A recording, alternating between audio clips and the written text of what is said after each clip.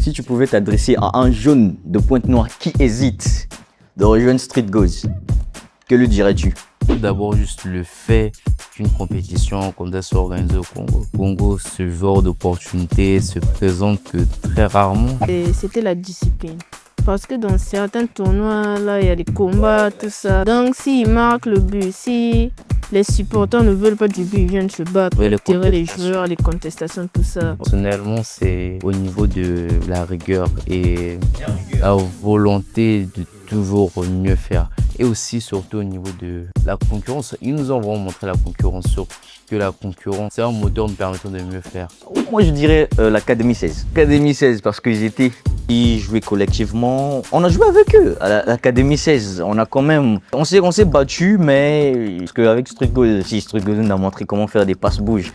ALS, depuis que je me suis rencontré avec Street Goals, même au quartier, à l'école, partout là où que je joue, je me dis toujours dans la tête que non, le football, c'est le mouvement sans ballon.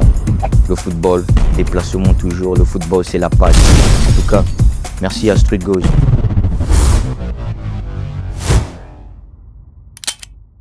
Bonjour tout le monde, j'espère que vous allez bien. Nous sommes à la première émission Street Goals. Ici, Florentin Mabari, joueur de Street Goals et j'évolue au poste du milieu de terrain. Alors, nous sommes avec Boyo Malona Jean-Patrick, joueur de Street Goals, évolue au poste d'attaquant. Merci et Jonathan Nato Axel, joueur de Street Goals, évoluant du poste du milieu de terrain. merci Patrick, merci Axel. Alors, l'objectif c'est quoi? Nous sommes ici afin de parler du foot, ce qui se passe dans notre pays ainsi que le monde entier. Ok, alors Jean-Patrick et Axel, on va parler sur l'actualité. Comme nous le constatons déjà, nous avons la Coupe du Monde actuellement. Et as-tu suivi la Coupe du Monde? Quelle équipe t'a le plus impressionné et pourquoi? Bon, c'est vrai que vu les horaires, la Coupe du Monde ne la regarde pas en intégralité. On regarde plus des débriefs. Et pour l'instant, l'équipe qui m'a le plus marqué, c'est le Paraguay. Parce que déjà, je ne les voyais pas sortir des poules. Et là, ils viennent d'éliminer l'Allemagne. Ok, C'est assez ouais, c'est assez impressionnant, c'est exact. Et Axel, qu'en penses-tu? Il a raison, mais pour moi, c'est le Pays-Bas. Ils ont bien joué, ils ont fait des nuls et ils ont coché une victoire à la fin. Ok, ok. Je crois que le Pays-Bas a éliminé Oui. l'Allemagne. Non, ils sont éliminés Non, à ils la ont fin. été éliminés Ils ont été éliminés. Oh, par ça, le ça. Maroc. Ouais. Mais Par le le match Maroc. était quand même serré et ils se sont battus jusqu'à la fin. Et Ok, malgré tout, ok. Et quel joueur t'a le plus marqué pendant le tournoi? pour moi, c'est Mbappé. Hein. C'est Kylian. C'est Mbappé. Oui. Alors Jean-Patrick, qu'en penses-tu? Quel est le joueur qui t'a plus marqué pendant cette période de la Coupe du Monde? Bon, pour moi, le joueur qui m'a le plus marqué, c'est Messi. Messi, il est Normal. tellement fort. Dès le Je premier crois qu'il a match, 3 matchs 6 buts. Hein? ouais, 3 matchs, puis dès le premier match, il Il- m'a surpris avec son triplé parce que vu son âge, je ne m'y attendais pas. Et au deuxième match, il nous met un doublé. Au troisième match, il est sur le banc. Il rentre quelques instants après, il nous met un coup franc et franchement, Incroyable. Incroyable. Et qu'est-ce que les jeunes Congolais peuvent apprendre de lui? il peut apprendre de Messi déjà son humilité parce que c'est quelqu'un qui est très humble. Même, il y avait une séquence qui a tourné sur les réseaux. Genre, il était sorti du terrain et il n'y avait plus de place. Il y a un joueur qui voulait se lever pour laisser sa place à Messi. Ok. C'est son match de lui marquer un triplé. Oui, oui, oui. J'ai entendu en fait des rumeurs. Soit c'est Messi qui s'est décidé en fait de laisser la place Oui, il a aux laissé sa joueurs. place et il a préféré se mettre au sol. Ok, Et c'est très humble, je trouve. ok, merci, merci.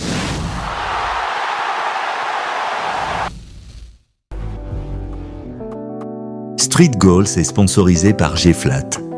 L'hébergement au vrai sens du mot.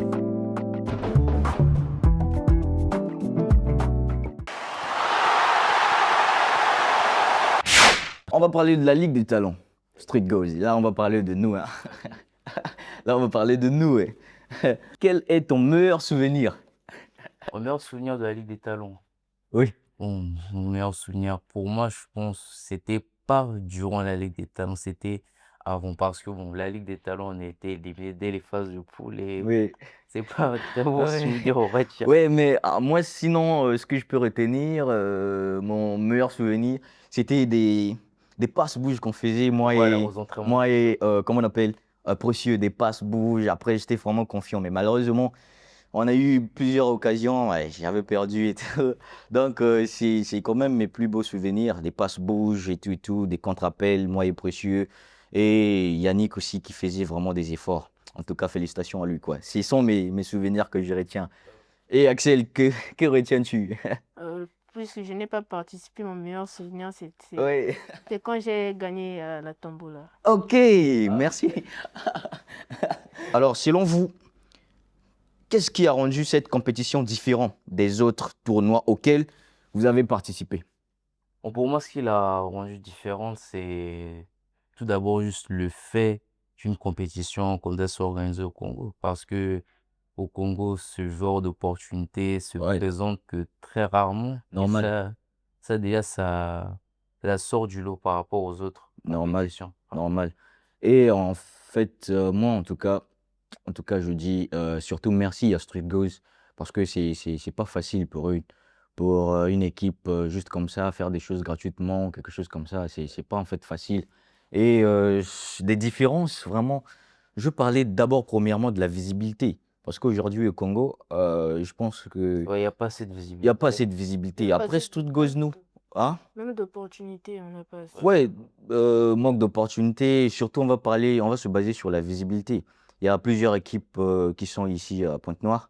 Ils ont des jeunes talents, quelque chose comme ça, mais la visibilité, alors que Street Goals nous permet en fait Ouais, à ce surtout qu'on puisse. avec les réseaux et tout, ils ont de nombreux abonnés, ce qui nous Ouais. permet aussi d'être Ouais, en vus. tout cas, merci. C'est vraiment la chose qui rend en fait Street Goals différent. Merci en tout cas pour ça. Pour moi, la différence, c'était la discipline. Parce que dans Ouais. certains tournois, là, il y a des combats, Ouais, la tout ça. discipline aussi. La discipline aussi. Donc, En tout s'ils cas, c'était. marquent le but, si les supporters ne veulent pas du but, ils viennent se battre Ouais, pour les tirer les contestations joueurs, et les tout. contestations, tout ça. Ouais, En tout cas, généralement. Et merci. c'était la discipline. Si la Ligue des Talents revient la saison prochaine, qu'aimerais-tu voir évoluer ou être ajouté? Bon, vas-y, Axel. Pour moi, j'aimerais qu'il y ait beaucoup de monde, Ok. que nous soyons tous là à regarder et donner la force à Street Goals Ok. afin qu'ils puissent recommencer à chaque fois. Et pour moi, j'aimerais que le terrain change un peu. Ok, bah, selon moi, si la Ligue des Talents revient, frère, je dis pas, mais j'aimerais bien gagner parce que l'autre fois, on a perdu, ça m'a pas fait bien. Alors, cette fois-ci, là, si ça revient, en tout cas, je me battrai afin de gagner cette compétition, quoi, avec mon équipe. C'est tout ce que je peux dire sur ça. Ouais. Et pour moi, si la Ligue des Talents revient la saison prochaine, j'aimerais qu'il y ait plus de groupes parce que la première fois, il n'y a eu que 2 groupes et ça faisait moins d'équipes. Et genre, s'il y avait plus de groupes, il y aurait plus d'équipes, ça donnerait Une plus de chance. chances à plus de personnes. Et parlons aussi sur l'évolution. Et qu'aimerais-tu que Street Ghost puisse en fait améliorer ou bien évoluer certaines choses? Améliorer, bon, pour moi, ce qu'il a vraiment manqué, c'est au niveau des supporters. Il n'y avait pas vraiment assez de place pour tous les accueillir. On avait qui étaient debout et tout, mais j'aurais aimé qu'il y ait des gradins et tout, Et tout ça. permettant Ok, ok, aux ok, supporters ok. de bien regarder les matchs. Quel joueur ou quelle équipe t'a le plus impressionné pendant la compétition? Et pourquoi? Moi, je dirais l'Académie 16. Oui, Ouais, Académie moi aussi, moi 16. aussi. Académie 16. Académie 16. Académie Et 16, parce que Ils ils étaient trop étaient, coordonnés, tout là, ça. on était vraiment ils étaient, coordonnés. ils jouaient collectivement. On a joué avec eux à Ouais, on a joué l'Académie face à eux, 16. ouais. On a quand même, On s'est euh, quand même battu. ouais, on s'est Pas- battu, mais je pense qu'avec Street Goals, si Street Goals nous a montré comment faire des passes-bouges. Après, eux aussi, je pense qu'ils étaient impressionnés pour voir cela. Et il y avait des joueurs que j'ai vraiment, euh, qui m'a vraiment marqué dans cette équipe-là, Académie 16, qui faisait des passes-bouges. Après, j'étais un peu fatigué. Bon, mais je pense que nous, ce qui nous a fait défaut, c'est le temps de préparation. Eux, c'est une équipe, ils s'entraînent depuis longtemps et tout. Et nous, même 3, 10 4 ans, ans. Alors que Oui, nous, on n'a pas vraiment un le temps. mois, 2 mois, à peine 6 mois même. exact, Donc, la exact. prochaine fois quand on va participer Street Go, Lumumba, on va prendre ça, on va prendre ça, on va prendre ça. Ok, mais parlons aussi de Norlich, hein. Norlich aussi s'est battu. Norlich s'est battu, malheureusement. Que représente Street Goals pour vous? Bon, pour moi, Street Go, ça représente une grosse opportunité de réussir dans ce que je veux faire dans la vie, être footballeur professionnel. Parce que, bon, comme vous savez déjà, dans mon pays, le Congo, c'est pas facile de devenir footballeur professionnel. Ok, Genre, c'est vrai qu'il y a des petits trucs, bon, il y a des opportunités, mais ça ne C'est garantit rare, pas. c'est rare. Genre, par exemple, comme opportunité, tu as Alima et tu as Nathalie. Natalis, oui. Ouais. Mais par exemple, à Lima, les détections, d'ailleurs, c'est pas pour tout le monde. C'est pas pour Là, tout le monde. il y a eu des détections il n'y a pas longtemps. C'était juste pour les 2012. 2010, Non, 2012, il n'y avait 2013. même pas les 2010. C'était 2012-2015. Ok, Moi, ça m'a fait mal parce que je ne pouvais pas y participer. ok, C'était une grosse ok, opportunité.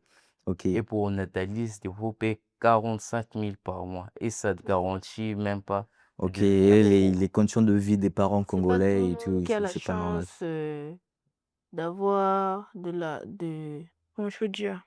C'est pas donné à tout le monde de payer financièrement Les chaque 45 mois 000. 45 Oui, après moi je dirais que depuis que moi j'ai rejoint l'équipe Street Goals, en tout cas, je dirais que Street Goals pour moi en fait représente une famille et tout, Ouais, parce Ouais, que la famille sur. ouais. la famille, parce qu'ils m'ont quand même appris certaines choses que, en tout cas, je suis infiniment reconnaissant pour eux. Parce que même aujourd'hui, là, je joue, avant que je puisse, en fait, comment dirais-je, avant que je puisse rencontrer Street Goals, en fait, je jouais depuis tout petit, je jouais au football. Mais je pense pas que je jouais comme Street Goals m'a montré aujourd'hui. Parce Ouais, que, tu vois, surtout sur la discipline tactique et ah, et au laisse. niveau des déplacements. Après, depuis que je me suis rencontré avec Street Goals, même au quartier, à l'école, partout là où que je joue, je me dis toujours dans la tête que non, le football, c'est le mouvement sans ballon. Le football, déplacement toujours. Le football, c'est la passe. En tout cas, merci à Street Goals parce que jusqu'à aujourd'hui, là, depuis que j'ai pris cette habitude-là, c'est ça quoi, c'est ça. Ouais, et moi personnellement, c'est surtout sur le positionnement d'avant-centre. Moi, avant de rencontrer Street Goal, je me disais que moi, je devais jouer sur le côté, je devais être ailier. Ok, Et après, les coachs c'est chaud, ouais. me disaient que je devais jouer comme étant un avant-centre. Et moi, au début, ça me plaisait pas, mais je ne pouvais pas dire non, coach, moi, je joue pas avant-centre. Donc, j'ai pris ça comme ça. Et je veux Et on aussi m'a appris parler les de quelque déplacements et chose. tout. Avant que je puisse me rencontrer avec Street Goals, je jouais parfois ailier, parfois avant-centre, mais Street Goals, je sais pas comment ils ont fait, mais ils ont regardé, détecté oui, ils ont un détecté. contre un. Après, que milieu du terrain, après ils m'ont mis milieu du terrain. Et vu que moi aussi, je suis une personne qui aime participer au jeu et j'aime toucher beaucoup des ballons, après, ils se sont dit peut-être que celui-là, c'est un milieu du terrain. Et ils ont mis, en tout cas, ça a marché. Du coup, moi, depuis que je suis tout petit, je pensais même pas être milieu du terrain, quelque chose comme ça, parce que moi, j'aimais toujours marquer des buts. Donc, je pouvais être avant-centre, ailier ou quelque chose comme ça. Mais depuis que je suis milieu du terrain, en tout cas, je me Moi, sens à l'aise. Je me sens à l'aise. Vu ma pour qualité, j'aime toucher beaucoup des ballons et tout. Merci en tout cas, Street Goals. Merci. moi, quand j'étais Bonjour. petit, je jouais au poste de latéral et je me suis habituée, j'ai aimé. Mais c'est à Street Goals, pendant la première séance, on m'a même vu. Et on Ok, n'a pas compris ok, d'où ça venait. ok, merci. Merci tout le monde pour votre attention. Je pense que nous sommes à la fin de notre émission. C'était la première émission Street Goals Podcast. Et Jean-Patrick, quelle est la partie qui t'a plus marqué sur ce sujet-là? Bon, personnellement, il n'y a pas une partie en particulier qui m'a plus marqué. C'est le podcast en général qui m'a beaucoup plu.